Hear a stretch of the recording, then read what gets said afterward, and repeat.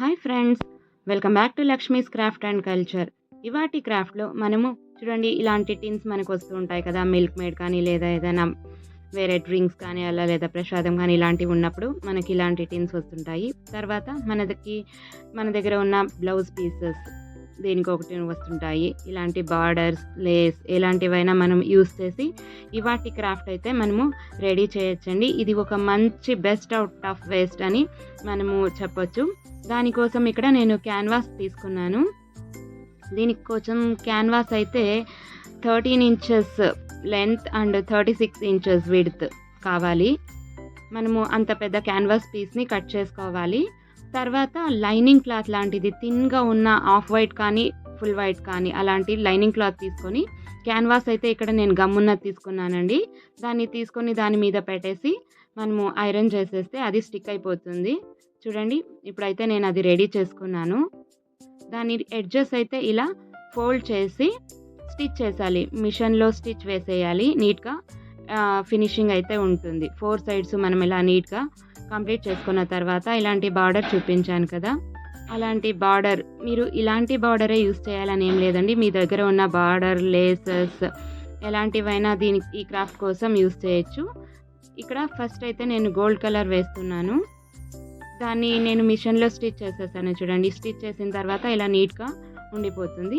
తర్వాత next colour cloth నేను ఒక 4 ఇంచెస్ తీసుకున్నాను, గ్రీన్ కలర్ క్లాత్. ఇప్పుడైతే నాకు ఇది 2 ఇంచెస్ చాలు. నాకు ఈ గోల్డ్ కలర్ పైన 2 ఇంచెస్ కనబడితే చాలు. సో అలా మార్కింగ్స్ వేసుకొని తర్వాత ఇక్కడ నేను 4 ఇంచెస్ తీసుకున్నాను, ఎందుకంటే స్టిచ్చింగ్ కొంచెం వెళ్ళిపోతుంది కదా.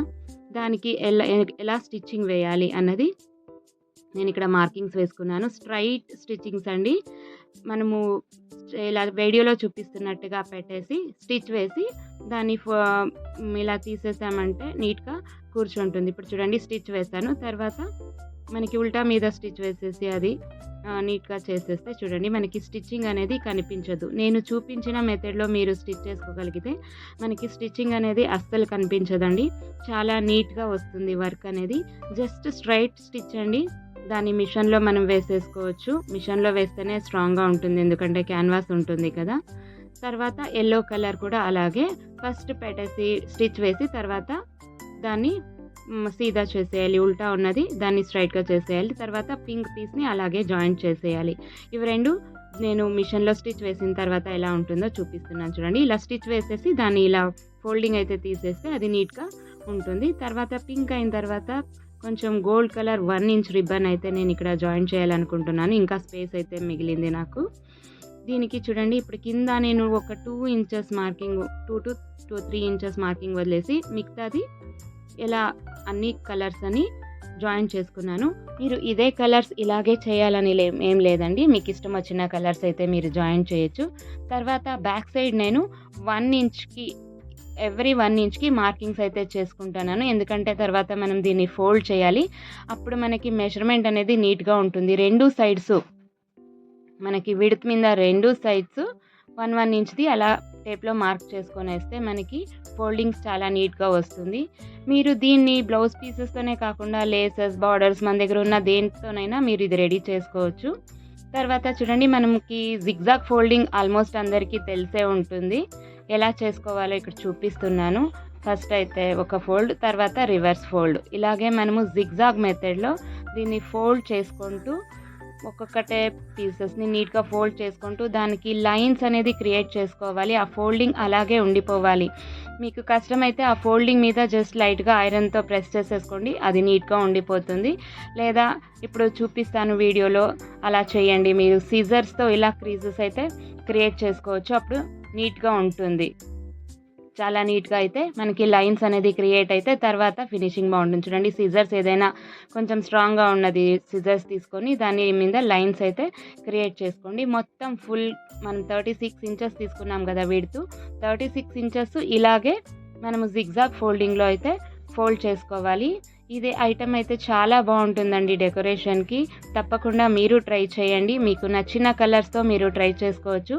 మీరు నా ఛానల్ని ఫస్ట్ టైం చూస్తున్నట్టయితే లేదా సబ్స్క్రైబ్ చేయకుండా చూస్తున్నట్టయితే ప్లీజ్ నా ఛానల్కి సబ్స్క్రైబ్ చేయండి, లైక్ చేయండి అండ్ ఈ వీడియోని మీ ఫ్యామిలీ అండ్ ఫ్రెండ్స్తో షేర్ చేయండి. చూడండి ఇప్పుడైతే ఫోల్డింగ్స్ అన్నీ క్రియేట్ చేసుకున్నాను. ఇలాగే మొత్తం ఫోల్డింగ్స్ క్రియేట్ చేసుకున్న తర్వాత చూడండి ఎంత బాగుందో. ఇలా నేను కింద అయితే ఒక 2-3 ఇంచెస్ దాకా నేను గ్యాప్ వదిలేసాను. ఎందుకంటే కింద మనం గోల్డెన్ రిబ్బన్తో దాన్ని నాట్ వేసేయాలి. ఏదైనా గోల్డెన్ రిబ్బన్ లేదా టేప్ లాంటిది తీసుకొని మనకి చూడడానికి కొంచెం బ్యూటిఫుల్గా ఉండడానికి అంతేనండి. లేదా గోల్డ్ కలర్ లేస్ ఉన్న గోల్డ్ కలర్ క్లాత్తో అయినా మనము దీన్ని కవర్ చేసేసుకోవచ్చు. మీకు అది స్ట్రాంగ్గా లేదనిపిస్తే ఫస్ట్ మీరు థ్రెడ్తో నాట్ వేసేసుకోండి ఈక్వల్గా పెట్టుకొని. తర్వాత మీరు లేస్ అనేది కవర్ చేసుకొని గమ్తో కానీ స్టిక్ చేసుకోవచ్చు, లేదా నీడల్ అండ్ థ్రెడ్తో స్టిచ్ చేసేసుకోవచ్చు. ఇప్పుడైతే నేను చూపిస్తున్నట్టుగా దాన్ని ఫస్ట్ నీట్గా కవర్ చేసేసుకోండి. మనకి బేస్ అనేది ఎక్కడ కనిపించకూడదు మనము పెట్టిన తర్వాత. నేను ఎక్కడైతే గోటాపట్టి లేస్ అని వస్తుంది కదా, దాంతో అయితే ఇక్కడ ఫుల్గా కవర్ చేసుకుంటున్నాను. మీరు మీ దగ్గర ఉన్న లేస్తో లేదా బార్డర్స్తో దేంతోనైనా ఇది కవర్ చేసుకోవచ్చు. ఇది మన పండగలప్పుడు ఇలాంటివి ఒక 5-6 చేసేసుకున్నాం అనుకోండి, అక్కడక్కడ డెకరేషన్కి పెట్టడానికి, ఫ్లోర్ డెకరేషన్ కానీ బ్యాక్గ్రౌండ్ డెకరేషన్ కానీ ఇలా పెట్టడానికి చాలా బాగుంటుందండి. నిజంగా చాలా బ్యూటిఫుల్గా కనిపిస్తుంది. మీకు నచ్చిన కలర్ కాంబినేషన్స్తో మీరు రెడీ చేసుకోవచ్చు. ఇప్పుడు చూడండి అది ఎడ్జ్ దాకా నేనైతే కవర్ చేసేసి గ్లూతో స్టిక్ చేసేస్తున్నాను.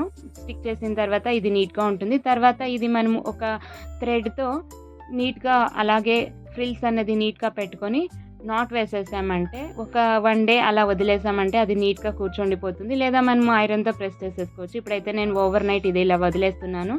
అప్పుడు మార్నింగ్ అని చెప్పి అది నీట్గా మనకి రెడీ అయిపోతుంది. తర్వాత మనం బేస్ కోసం ఇలాంటి టిన్స్ తీసుకున్నాం కదా, దాన్ని నేను కలర్ పేపర్తో కవర్ చేసుకుంటున్నాను. మీరు కలర్ పేపర్తో అని కాకుండా గ్లిటర్ ఫోమ్ షీట్ లేదా ఏదైనా క్లాత్ దేంతోనైనా మీరు కవర్ చేసుకోవచ్చు. మనకు అది కనిపించకూడదు. లేదా మీరు పెయింట్ చేసుకొని గోల్డ్ స్ప్రే అలాంటివైనా మీరు చేసుకోవచ్చు. అది పెట్టడానికి ఇది టిన్ని యూస్ చేయొచ్చు. ఇది మనం వేస్ట్ అని పడేస్తుంటాం కదండి, కానీ దీన్ని పెట్టడానికి ఇది బాగా యూజ్ అవుతుంది. ఇప్పుడైతే నేను గ్లూ అప్లై చేసుకొని కలర్ పేపర్ అయితే స్టిక్ చేసేసుకుంటున్నాను. మీరు దేంతో అయినా మీరు దీన్ని కవర్ చేసుకోవచ్చు. కలర్ పేపర్ అండ్ నేను గ్లిటర్ ఫోమ్ షీట్ యూస్ చేశాను దీన్ని డెకరేట్ చేయడానికి.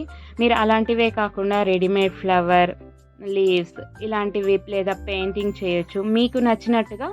ఇది ఒక ఫ్లవర్ పార్ట్ లాగా మనకి బేస్ లాగా అన్నమాట. ఇది అది మనము రెడీ చేసేసుకోవచ్చు. ఇప్పుడు చూడండి గ్లూ అప్లై చేసేసి నేను పేపర్ అయితే స్టిక్ చేసేస్తున్నాను. దీన్ని మనము ఇలాంటి క్లాత్ అనే కాకుండా కొంచెం షైనింగ్ ఉన్న క్లాత్తో చేస్తే బాగుంటుంది. లేదా మనము ఏదైనా స్టిచ్ చేయించినప్పుడు లేసెస్, బార్డర్స్ అలాంటివి మిగిలిపోతూ ఉంటాయి కదా, దాంతో కూడా మీరు చేసుకోవచ్చు. ఇప్పుడైతే నేను ఇది ఒక స్టాండర్డ్ సైజ్ చూపించానండి, 13x36.